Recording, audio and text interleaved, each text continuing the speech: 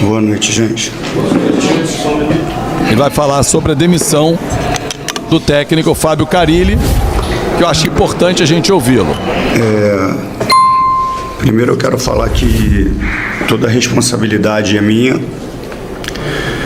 do trabalho que está sendo feito dentro do Vasco. Comunico que aconteceu agora o desligamento do Carille e para deixar muito claro que quando a gente faz uma demissão parece que a gente está transferindo a responsabilidade toda para o treinador, e essa responsabilidade é minha. Foi que eu conversei com o Carille, que muitas coisas que eu sempre falei e preguei na televisão, que eu continuo com essas convicções, mas o momento de aplicá-las às vezes não é o momento que a gente imagina. Como não é fácil fazer isso, como as pessoas falam, né? É mais fácil trocar o treinador. Não é fácil, mas às vezes é necessário. Mas eu quero deixar bem claro que a responsabilidade é minha nesse período que ele teve com a gente.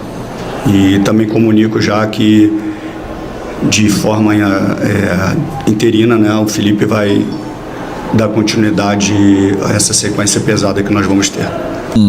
Levantamento, né, do que aconteceu. Discordo só quando o Pedrinho fala em relação à questão envolvendo o tempo. Mas o tempo, eu não vou fazer a troca por trocar, não vou na pressão. Assim, cada um tem um tempo de maturação, um tempo de ideias. Agora, quando ele diz que entregou as peças atrasadas para o Carille, é quando ele assume a culpa. Mas o problema, Pedrinho, não foi entregar atrasada a peça. Foram as peças que vocês entregaram também. Nuno, muito bom jogador. Tá mal. 2 partidas que ele jogou mal. Jogou mal. Contra o Lanús e hoje. Garré, eu ainda preciso identificar o Garré como meia, que o nosso ex-treinador, Carille, que já foi, não identificava. Agora, Lloyd, Jean, aí vamos pegar todos que já estavam também. A saída do Maxime, aí eu não entendo. Eu confesso que não consigo entender algumas decisões. Então, assim, a demora na entrega das peças aconteceu, mas a escolha também foi sofrível. Se eu fizer aqui um levantamento com você, torcedor, das contratações feitas na gestão do presidente Pedrinho, Coutinho, que qualquer um de nós faria, sempre, Nuno, já performou, o Maurício Lemos, uma dúvida, uma incógnita por conta de lesões. Agora ele teve uma fratura de costela, uma infelicidade, mas enfim. Mas vamos pegar outros. Garré, eu quero ver o posicionamento dele real em campo, que ponta direita eu sei que ele não é, nem com o pé invertido. Que mais? Isso. E o Maxime? Agora, se a gente pegar o elenco do Vasco, das contratações feitas pelo atual presidente, à época, Emerson Rodrigues, Lloyd Augusto, Jean Davi, Souza, Alex Teixeira, Lucas Oliveira, já falei 6. O Lucas Freitas, eu acho que é um jogador que pode compor o elenco do Vasco. Acho sim, de coração. Agora, eu falei 6 contratações e, salvo engano, alguém falou pra mim na transmissão, eu não fiz a conta, foram 17 contratações. Então, 6 que eu lembrei rapidamente aqui, muito ruins. Muito ruim. Tietê, boa contratação. Boa. Alguém Se alguém puder botar no comentário todas as contratações feitas, eu agradeço. Porque como eu tô falando, eu acabo esquecendo, Sueli. Se puderem botar assim, Fábio, ó, contratou fulano, bota todo mundo aqui que a gente debate. O Daniel Fusato é uma contratação goleiro, mas eu não sei avaliar, porque ele não joga. E dificilmente vai jogar, com o Léo Jardim não dá brecha. Mas não vamos nem entrar em avaliação nenhuma. Mas vamos ver. Garré, Nuno, Lloyd. Vamos lembrar aqui todos. Eu elogiei o Lloyd. Porra, Elton, tu não deve estar no estado puro, não. O dia que você estiver no estado puro, você conversa comigo de volta. Gente, técnico estrangeiro esquece, te adaptar, idioma e tal. Eu também acho que não. Pitbull não vai ser isso. Não vai ser isso. Não vai ser esse o caminho, inclusive, para o Vasco. Você vê, dos 11 titulares hoje, 9 são da 777. Ótimo. E eu acho que a gente vai discordar o quê? Não, 9 não. O Lucas Freitas não é. Coutinho não é. Nuno não é. 3. Então cai para 8. Mas enfim, a 777 errou bastante. Mas ela contratou bem. Contratou bem lá atrás. Ó, aqui a gente já começa. É isso que eu queria. Eu precisava disso. Obrigado, Cassiano. Jean Davi, fraco. Nuno, bom reforço. Garré, quero esperar um pouco. Lloyd, fraco. Lucas Oliveira, fraco. Lucas Freitas, bom zagueiro. Goleiro reserva, não tem condições de opinar, porque a gente não vai vê-lo jogar, porque dificilmente o Léo Jardim dá brecha. A comissão fixa não assume. Eu não sei a opção. Por que o Luizinho Quintanilha, que tá lá, por exemplo, não assume, sim o Felipe? Fusato é bom. Não, mas assim, eu sei, Danilo, isso fez vir pro Vasco, mas eu não vi ele entrar em campo. Ainda tem somado esses nomes que vocês botaram aqui. Tietê, boa contratação, também faria. Alex Teixeira e Souza não.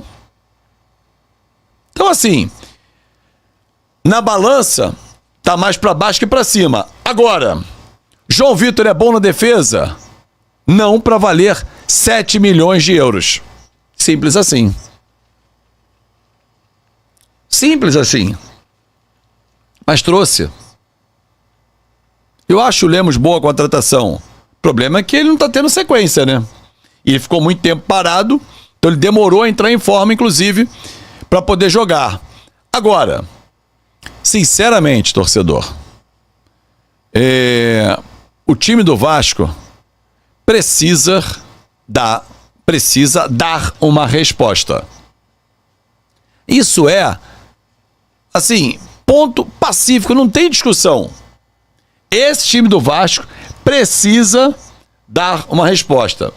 E o departamento de performance precisa ser questionado. Por que o Adson não consegue jogar? Por que o Estrela não volta?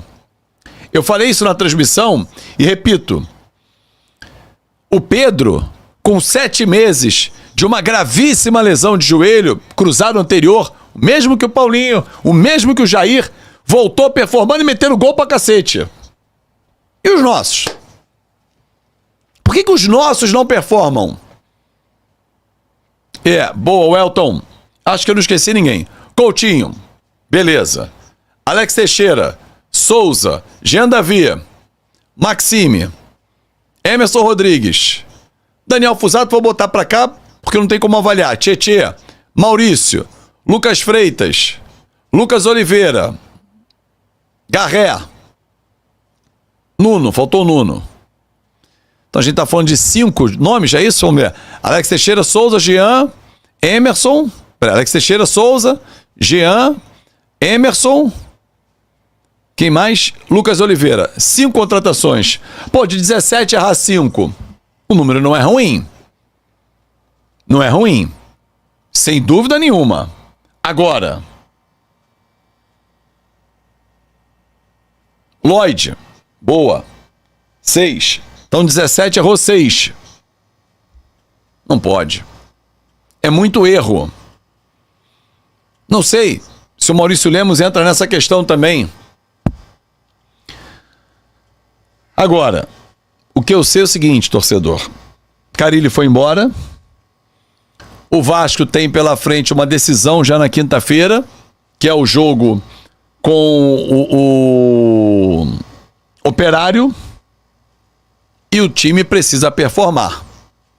Acabou essa mamãezada também de passar a mão na cabeça. Por quê? O time precisa entregar. Não está entregando. Não está performando. E de novo, quem chegar, e aí, Danilo, essa é a minha visão, precisa entender o cenário, olhar quem vai continuar ou não e começar a trabalhar olhando para dentro do clube. E aí é a base. Eu hoje não entendi por que o Zuccarello não ficou no banco. Olha, meu amigo aqui, doutor Neto, disse só doutor Neto.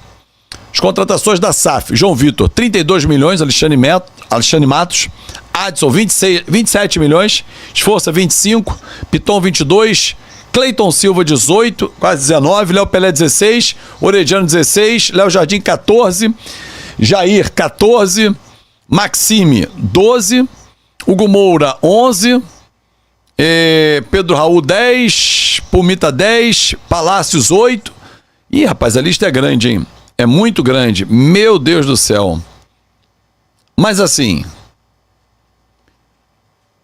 eu acho que a pior contratação feita, não pelo atleta, mas pelo valor, é a do João Vitor.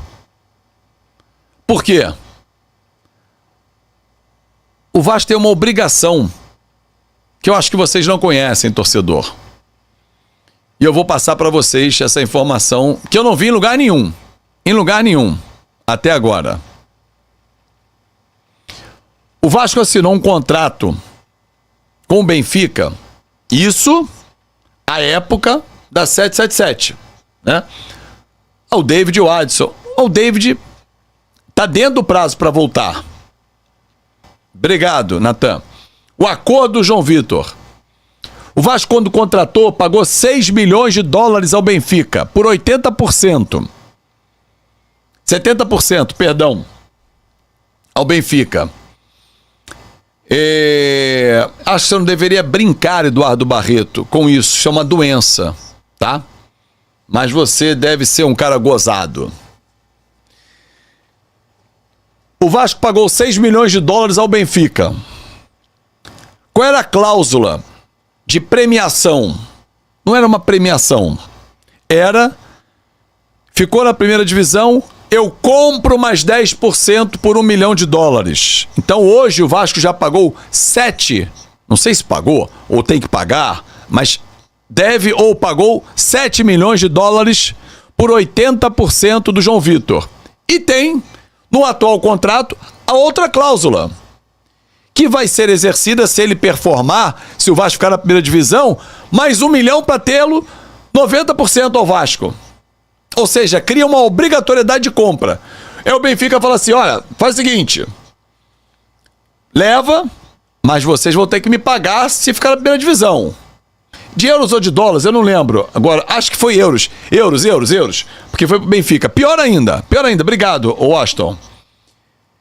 Então, o João Vitor vai custar ao Vasco 8 milhões de euros, quase 50 milhões de reais, pro Vasco ter 90% dele. Vale? Por quanto o Flamengo comprou o Léo Ortiz ao Bragantino. Então a questão toda não é o ter ou não ter o dinheiro, é saber usar. Tanto é que no Cruzeiro, esse cidadão está sendo cobrado pelo presidente. Simples assim. E o presidente hoje deu até uma letra, né? Falou que o Dudu, vai embora. Tá um saco ver o time do Vasco jogar. Encheu o saco. desanimador. E a minha situação é bem pior do que a sua, que pode até parar de ver o jogo, desliga a televisão, assiste só um pedaço, depois volta para ver como é que tá. Eu ainda vejo a partida inteira para poder analisar, para poder passar aqui para você e para ter conhecimento de tudo que está acontecendo. E tá chato ver o Vasco jogar. Muito chato. Tem hora que dá vontade de largar, de abandonar tudo, jogar tudo pro alto e fazer outra coisa e parar de ver jogo do Vasco. Gente, o futuro do Vasco já é certo do jeito que tá. O Vasco não vai jogar mais do que tá jogando. E o futuro é completamente desanimador. Não há qualquer convicção de que o Vasco vai avançar na Copa Sul-Americana, que vai conquistar pontos na Venezuela e depois vai ganhar do Lanús na Argentina e ratificar uma classificação diante do Melgar em São Januário. E mesmo que isso aconteça, o Vasco passando em segundo do grupo vai enfrentar alguém que vem da Libertadores da América. Qual é a convicção, qual é aonde que a gente vai se segurar para sonhar que o Vasco vai avançar adiante na Sul-Americana? Zero. Zero. Time sem recursos, sabe? Você não encontra jogada, um deserto de ideias. Campeonato Brasileiro, tá muito claro, o Vasco não vai ganhar de ninguém. O Vasco joga mal. E quando você joga mal, você não ganha. Ah, ganhou aquele jogo. Aquele. O Vasco vai ganhar um jogo. Vai ganhar outro, vai perder 3, vai empatar 2 para ganhar 1. Porque o time é ruim, o time joga mal. E aí eu vejo o Pedrinho ratificar que o elenco do Vasco é top 8, vai depender do desempenho.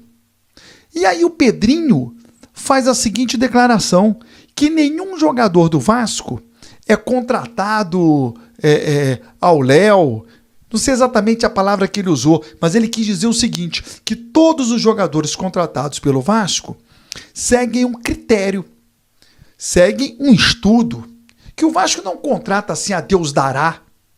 Eu concordo com o Pedrinho, mas quem está utilizando o critério? Quem é que está estudando? Quem é que está avalizando, essas contratações? E o Pedrinho disse o seguinte, algumas contratações dão certo, outras dão errado em qualquer outro clube. É verdade, Pedrinho. Mas, meu Deus do céu, se você faz 10 contratações, você não pode ter 7 contratações erradas.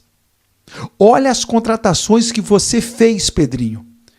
Olha as contratações que você fez em 2 janelas, Pedrinho. Quantos jogadores você contratou e quantos são titulares? Quantos, de fato, agregaram ao elenco? O Alex Teixeira entrou nos últimos 5 jogos aí para tentar mudar a história. Mudou a história de alguma coisa? Que é um sistema defensivo, que não cabe nesse time do Vasco. É um time ofensivo, com jogadores ofensivos. Eu já venho batendo nessa tecla há muito tempo. É um deserto de ideias. Copa do Brasil. Torcedor, você tem a garantia de que o Vasco vai enfrentar o campeão paranaense, que é o Operário, que joga a Série B, na casa do Operário, e que o Vasco vai fazer um grande jogo e vai colher um resultado para jogar tranquilo em São Januário? Claro que não. Claro que não. E a cada jogo o Vasco se atrapalha na medida que não consegue poupar jogador. Porque não consegue construir uma vitória para descansar jogando. O que é descansar jogando? É você fazer um 2-0 e só toca a bola. Você não faz substituição, mas está descansando, está tranquilinho. Não dá, porque o Vasco está sempre tendo que correr atrás. Até nas vitórias, o Vasco precisa jogar até o último minuto para garantir a vitória, Aí o Vasco se enrola contra o Melgar, lá, porque estava ganhando de 3-1, aí empatou. 3-3. Aí o jogo contra o Lanús em São Januário, que era para vencer, não venceu. Sabe o que acontece? Vai para a Venezuela, vai ter que jogar com a força máxima. Se tivesse conquistado esses pontos, mandava time reserva para a Venezuela. E poderia até mandar time reserva contra o Lanús. Aí você não pode mandar. Você precisa pontuar. Então, isso acaba estourando no Campeonato Brasileiro, na Sul-Americana, na Copa do Brasil não pode estourar. Você tem que jogar com o que tem de melhor. A não ser que o Vasco jogue contra o Operário, né, agora na quinta-feira, e faça um belíssimo resultado para botar time reserva em São Januário. Vai acontecer, o Vasco vai ganhar bem do Operário para poupar o time na partida de volta em São Januário? Não vai, a gente sabe que não vai. O Cruzeiro venceu o Vasco por 1-0 na noite deste domingo, 27, no Parque do Sabiá, em jogo válido pela sexta rodada do Campeonato Brasileiro. Já no segundo tempo, Christian balançou as redes e deu o triunfo ao Cabuloso, que deve terminar a rodada no G4 da Liga Nacional. O próximo compromisso das duas equipes em 2025 será na quinta-feira 1, ambos pela terceira fase da Copa do Brasil. O Cruzeiro recebe o Vila Nova, enquanto o Vasco visita o Operário. Com o resultado, Fábio Carille não é mais técnico do Vasco. O presidente Pedrinho informou em coletiva, logo após a derrota para o Cruzeiro, a queda do treinador. O técnico Fernando Diniz é o favorito no Vasco para ocupar a vaga do Fábio Carille, que foi demitido. Agora, o clube já se movimenta rapidamente nos bastidores em busca de um substituto. Segundo a apuração conjunta do Canal Vasco e do VDGcast, Fernando Diniz é o grande favorito para assumir o time na sequência da temporada. Pedrinho vai agendar uma reunião com o técnico ainda esta semana, provavelmente na quarta-feira, e a tendência é que o acordo seja fechado em breve. Pedrinho tem interesse em Adrián Martínez do Racing da Argentina. O jogador vem se destacando no clube argentino desde 2024. Além do Vasco, Palmeiras também tem interesse no atleta. Apesar de rumores de interesse de outros clubes, como o Vasco, o Racing não demonstra interesse em se desfazer do jogador. Ele teve uma excelente temporada em 2024, sendo o artilheiro da Copa Sul-Americana e um dos principais jogadores do Racing. Adrián Martínez teve sua melhor temporada em 2024, marcando 30 gols em 49 jogos. E em 2025 ele é o artilheiro do campeonato argentino com 9 gols. Se gostou do vídeo, se inscreva no canal, ative o sininho de notificação e deixe um like. Obrigado a todos e até o próximo vídeo.